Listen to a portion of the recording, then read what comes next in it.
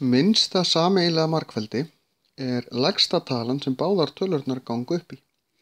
Þetta er sérstaklega gagnlegt að vita hvernig maður á að gera þegar maður þarf að finna samnefnara.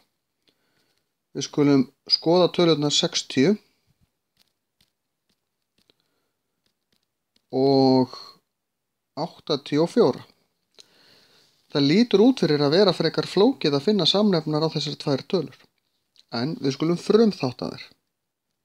60 er 2 svar 30, 30 er 2 svar 15 og 15 er 3 svar 5.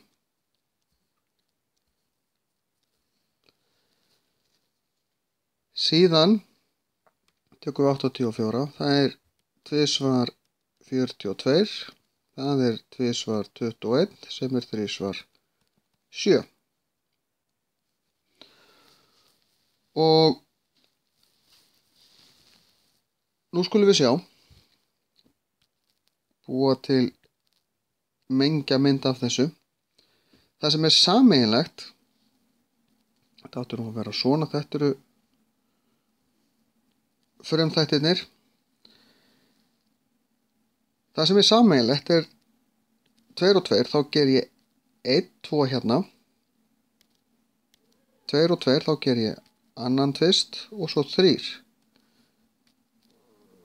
Svo er 5 hérna og 7 hérna. Hér er 60 og 84. Samnefnarinn er þess vegna að taka allar tölurnar sem eru hérna inni, það er að segja 5 sinnum 2 sinnum 2 sinnum 3 sinnum 7. Ég tek ekki þennan tvist tvisvar, hann var tvisvar hér, en af því að hann er sameiginlegur þá ger ég hann bara einu sinni og þennan og þennan. Ég verð hins vegar að gera tvistana tvisvar því þetta eru 2 pör af tvistum. Og út úr þessu fæ ég svo mikið sem 420. Þannig að samnefnarinn er 420. Og hvað þarf ég að margfalda 6 með þannig að það verði 420? Það er 7 sinnum. Og ég þarf að margfalda hitt 5 sinnum. Og þá get ég nota mengjamyndina mín aftur því að þetta er 60. Þannig að til þess að fá 60 upp í hitt, þá þarf ég að margfalda það sem er fyrir utan. Og þetta er 84, þá margfalda ég með það sem er fyrir utan. Og út úr þessu fæ ég 12, 420. Það veit svo skemmtilega til að 12 gengur upp í það. Og þá fæ ég 1 á móti 35.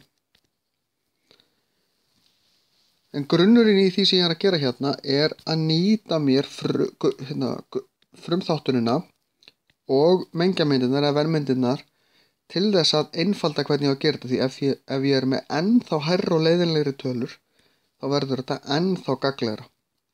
Ég tala nú ekki ef ég er með bókstafi líka, þá verður þetta mjög gagnlegt líka.